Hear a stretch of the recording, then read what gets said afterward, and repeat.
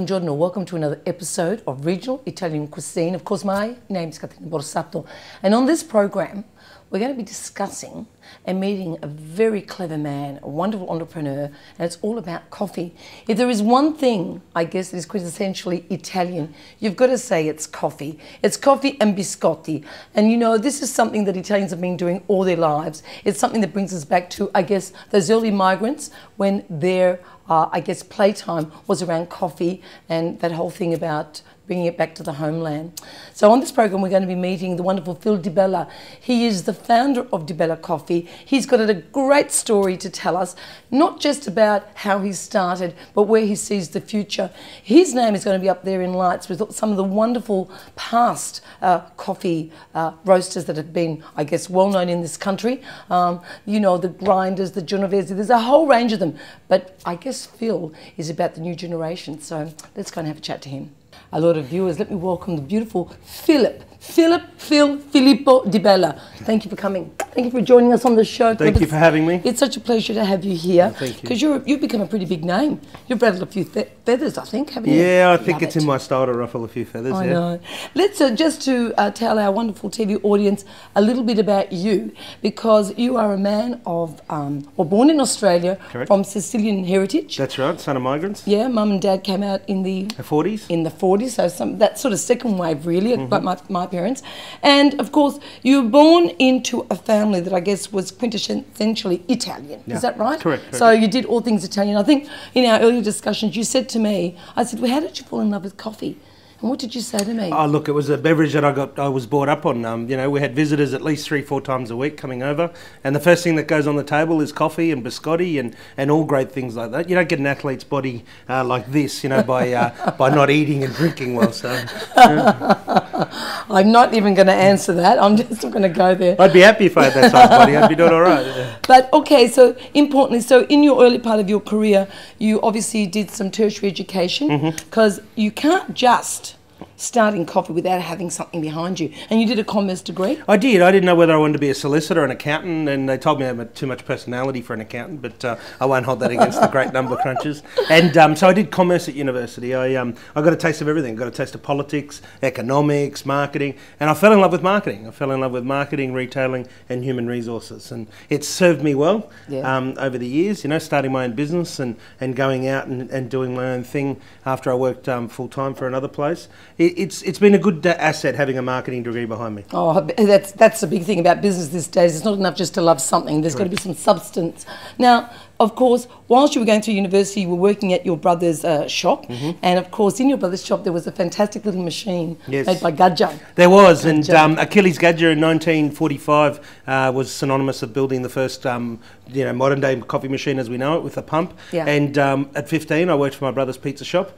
I was the best dishwasher anyone had ever seen. Left hand, right hand, mixing it up. And there was this, you know, two-group machine sitting there that not many people used to use, and one of my favourite habits, you know, coming from a family that loved coffee, was to start playing around on this coffee machine. And that's where the second phase of my coffee love affair began, mucking around on this, you know, Gadget machine that sat there and hardly got used in a pizza shop.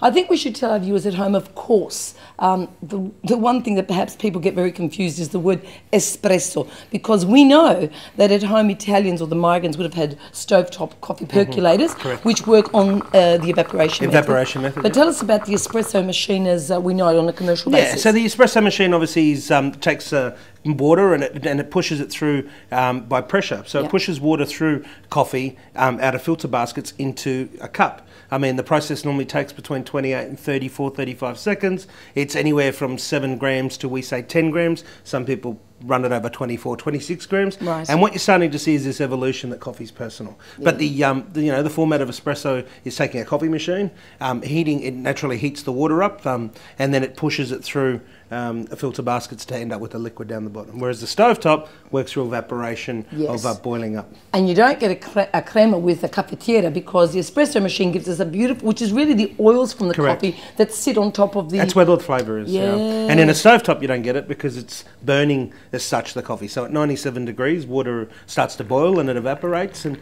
those oils get burnt off, and that's why you don't get the crema. Amazing. So from there, from those very, I'm going to use the word humble beginnings if you don't don't mind, because really that's where you started and you got an education, fortunately in Australia. But then in 2002, with a very small amount of money, you launched yourself onto the Australian stage, and I know you've taken on the world stage as well. Yeah, look, 2002, I saw a gap in the marketplace in Queensland. There was companies that had great coffee. Because you know that Melbourne was the coffee capital. Yes, and I still say it. It's, you won't take that. Yeah. I'm a hometown. We gave it to you. My hometown's Brisbane, but I'm a lover of Melbourne, and I say to this day, Melbourne's the coffee capital of the world when we talk about milk-based coffees. But in 2002, there was great companies doing great coffee. Service lacked a bit. There was companies with great service. Their product lacked, and I saw an opportunity to put the three together. And the third one was consistency. So I wanted to be the number one. You know, my goal was to chase this number one position of amazing, consistent products, great, knowledgeable service where everyone in the company was knowledgeable about coffee and beyond, and then deliver it consistently to the marketplace. And that's where in 2002. So it wasn't so much about the product as such, it was more about the whole model, which is going to be my point of difference. Which is what you revolutionised, because as I said to you, when I first started buying coffee in my restaurant life, they used to literally drop off the bags. There was no talking about the blends or this and that. It was just giving me the bag. It was a brand, you pay for it. There was no servicings, nothing else. So, but anyway, on that note, we've also got another wonderful guest on our show today, a beautiful chef called Mario Calli, and he's going to actually bring the marriage of coffee and biscotti right on this program. Allora, viewers, I'd like to introduce Mario Calli. L'ho detto giusto? Perfetto, bravo. Now, he is a real Sicilian. He's an import. He comes from the island of Sicily down towards the south. Correct. Etna? Yes, correct. It's a small town on the foot of Mount Etna. Right. Near Taormina, the popular touristic area. It is. Actually, that's on the east side of the lower part of the island. Beautiful. And of course, the one thing that is synonymous with Sicily, of course, are their sweets.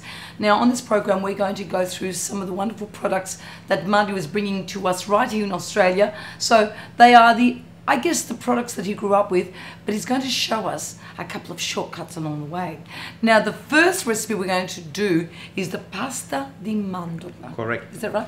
Which is basically an almond biscuit. Now, we were talking earlier on, Mario, and of course, it was really the Arabs that introduced. Yes, Sicily, I have a lot of people I have invited on the history, and the Arabian, when come in Sicily, I have introduced a lot sweet stuff, and one of that is the pasta di mandorla. It's a very natural product with the sugar and almond and just egg white. That's it. Very simple, really simple, nice and fresh for the hot weather is in Sicily. All right, all right. Well, Mario's going to get into this recipe and we're going to have a look at exactly what he does with it and how easy it is to do. It's just a few steps to do. After everybody posso make easy home, a nice recipe and personalized. Beautiful. Now start the recipe for pasta di mandorla. Pasta di mandorla is the traditional Sicilian biscuit. Open the kitchen angel package. Same of that. You see, a nice oil from the nuts. That premix is the compost of almond, sugar, and a lot of passion and my knowledge from Sicily. I need another bowl, egg white. Just make a nice mix. That is for a few minutes until it is nice and smooth.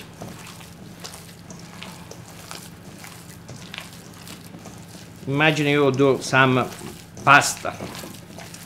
Continue to mix until it's nice and smooth. Don't scare to use your hand because that is the best machine you possibly have in the kitchen. Now, you see, it's nice and smooth. All eggs is amalgamated properly with the mix. It's ready to make your biscuit.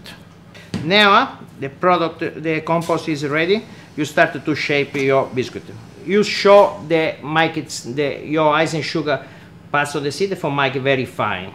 And put a little bit product inside and start to roll. Same of that. You decide what's the size of biscuit you want to do. And start to cut all the same sides. I am suggest to make the easy shape. What is important is all the same sides. Now what I need is a bacon trays with nice bacon pepper and start to shape your biscuit. That is the simple way just sit on top of the trays, same of that, and all in the same distance and the same size of biscuit, because you want the biscuit to cook even. Again, another little bit of mix, and repeat the same cut. On the same time, what I need is the oven preheat 185 degrees. For when is biscuit ready, also put inside for 12 to 15 minutes, and your traditional Sicilian biscuit is ready to enjoy with a nice cup of coffee or tea. Because the food I need to look good, I need to taste good, what I suggest is to use a little bit red cherries, or what do you prefer, and start to your biscuit look a little bit more nice for enjoy by eyes, by mouth. That is just glass cherries, the good quality, Italian one, and give it a little bit color and life to your biscuit. Now it's ready on your trays.